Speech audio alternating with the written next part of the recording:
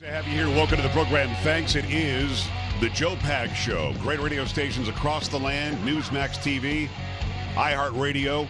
Lots going on, lots to talk about. The phones are melting down. People with, hopefully, they've got solutions. People also, about the statement I made about making assumptions, and I'll get into that even more in a second. But first and foremost, I want to thank so much the Milwaukee County Sheriff, David Clarke, who's on the line. Sheriff, thank you so much for taking the time.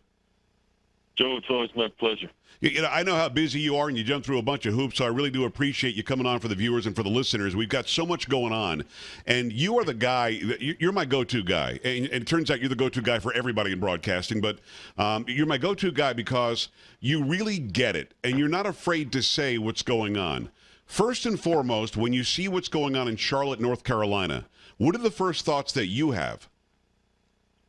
Well, when I saw that footage this morning, I didn't realize it was the great city of Charlotte, North Carolina, USA. It looked like some scene out of Haiti or some other backwards third world country with the primitive behavior that was on display there, the subhuman behavior of rioting.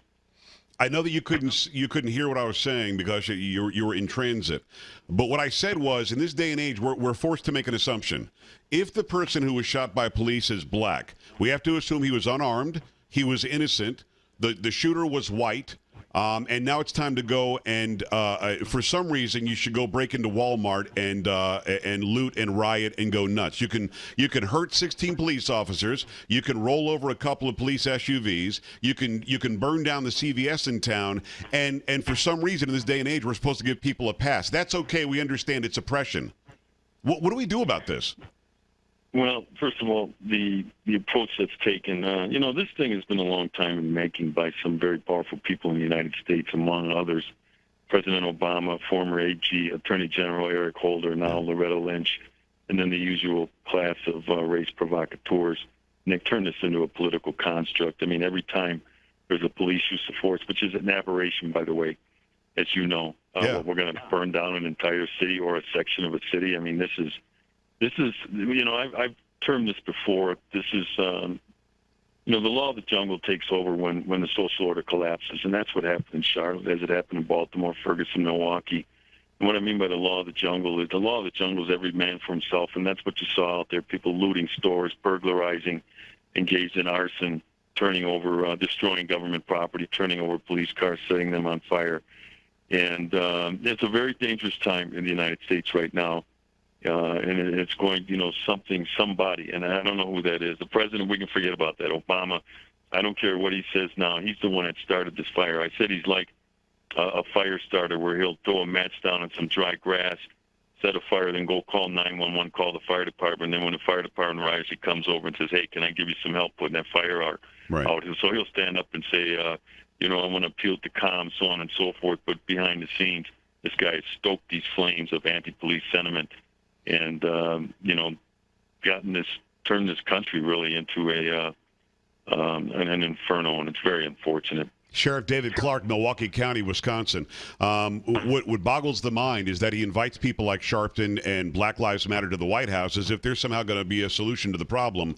Those folks are the problem. So you're right. I mean, it tells me that who he wants to rub elbows with are people who are a part of the segregation of our communities, the separation, the division that we're seeing.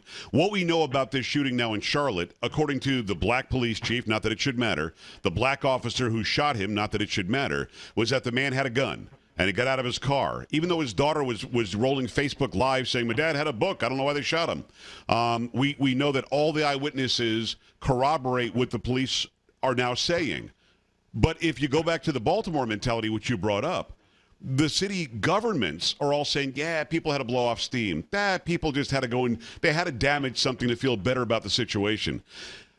Sheriff, are there people who actually are raised in any community that are waiting for a reason to loot Walmart, waiting for a reason to burn down CVS, waiting for a reason to roll a police cruiser or a police SUV and hurt 16 police officers, and then we just blow it off like it's no big deal? Sure, it's the underclass that's doing this. It's, as you know, it's not all black people. It's the underclass that engages in this decrepit behavior. You have people that just react to circumstances. I got a Rottweiler, and he reacts to circumstances because he can't think. Right. In other words, he might see a bird, and the bird, can fly off, and he doesn't know that he sees the bird, and he just goes after it. So when you have people out there with the mentality of a tree stump that are just looking for a reason, for their selfish reasons to loot a store, to break in, as if that's going to solve any of their problems, this is what you end up with. But the main thing right now is for that law and order has to prevail in these cities. So the Charlotte Police Department, much like my agency when we had the riots, that we were able to quickly restore order. That's job one. So we'll see what happens tonight. But at the same time, I saw some things last night from the police perspective that I found disturbing, and it's no criticism of the men and women on the front lines, the street officers, but they're not being put in a position to succeed in their mission of which is job one, to preserve life and property. They're trying to the executives, are giving out orders to soft shoe this thing and don't overreact and so on and so forth. And you cannot send men and women out in the harm's way like that, putting them on the front lines of a potential riot and tell them to hold the line. They must act assertively and aggressively in maintaining law and order. Now, I saw one of the officers in some of the footage from Charlotte who was pulled into the crowd and being beaten, and his colleagues had to go in there and rescue him. But I didn't see any focused strikes with those batons being levied against the rioters there. That's reasonable force. That's what we train. That's why we give them that equipment. We don't train them to take those things and wheel them about wildly, striking people in the head. But we do train them to do what we call focus strikes to the arm, to the leg.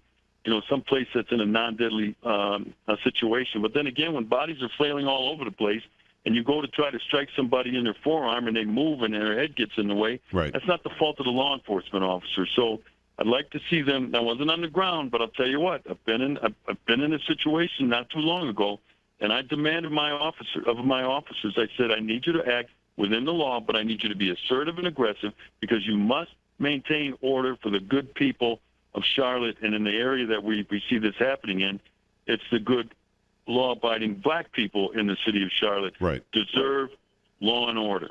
Hey, they deserve their businesses not to be burned down. And Sheriff David Clarke, the Milwaukee County Sheriff, Milwaukee, Wisconsin. What's interesting to me is I'm hearing what you're saying. You didn't directly say this, but you kind of did.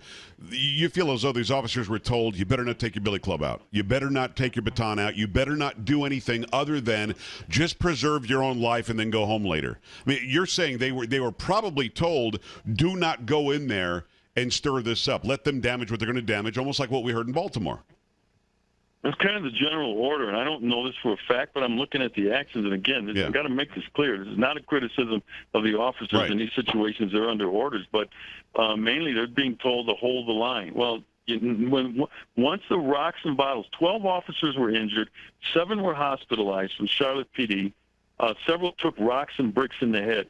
Once the missiles start flying like that, all bets are off. I don't expect these cops to go out there and just go haywire on this thing, but I expect them to act in a more assertive way, and that means using all reasonable force, not minimal force, not holding the line, not de-escalation, all reasonable force to defend themselves. And if they're not going to be allowed to do that, then these law enforcement executives should not put them in that situation. Hey, Sheriff David Clarke, the Milwaukee County Sheriff. What's interesting to me is that a situation like in South Carolina where Walter Scott was killed on video, and that officer now faces murder charges, and a situation in Tulsa where there are a lot of questions right now over that officer shooting the unarmed man whose car was just stopped in the middle of the road. Doesn't the reaction like we see in Charlotte or Ferguson or like in Milwaukee, doesn't the reaction by the community actually sully the ability to pursue where there might be a question as to why the police officer shot?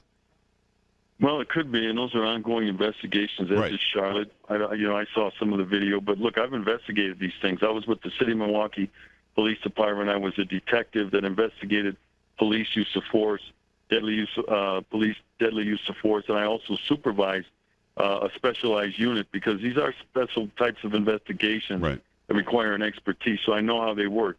You can't just look at a video. I saw the video and from Tulsa, and I said, yeah, I got a lot of questions. And I didn't jump to any conclusions. I got a lot of questions, but those questions aren't going to be answered Joe, until, as you know, the investigation is complete. I'm Right. a little dismayed that the Department of Justice is already in there. What the hell is the Department of Justice doing, jumping the gun, so to speak, no pun intended, Yeah. in the instance of Tulsa? Their job is to sit back and let the local authorities investigate this thing, sort it out, and then after they're done, if there's a civil rights violation alleged, yes, then that's the purview of the United States Department of Justice Civil Rights Division. What we have right now is, as soon as the call comes in that a police deadly use of force was used, they race lawyers in there to investigate these things, and all these guys do because they don't know what they're doing anyway. Right. They just sully this thing, they mess it up, they jump to conclusions, and it usually ends up turns out to be a mess. But well, you and I agree. I want to know what happened in that case.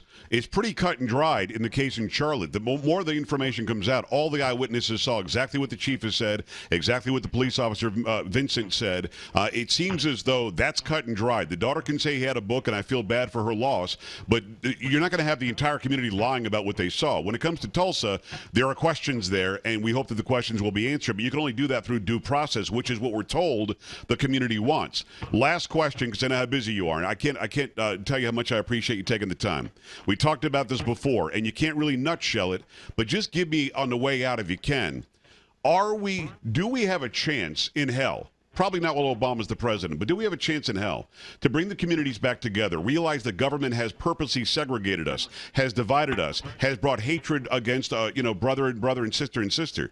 Can we start to solve the problem to where all communities say yes, due process for all, equal justice for all? We can have that. We do have that if we stop jumping to conclusions. Can we do something in the near future to stop this sort of reaction?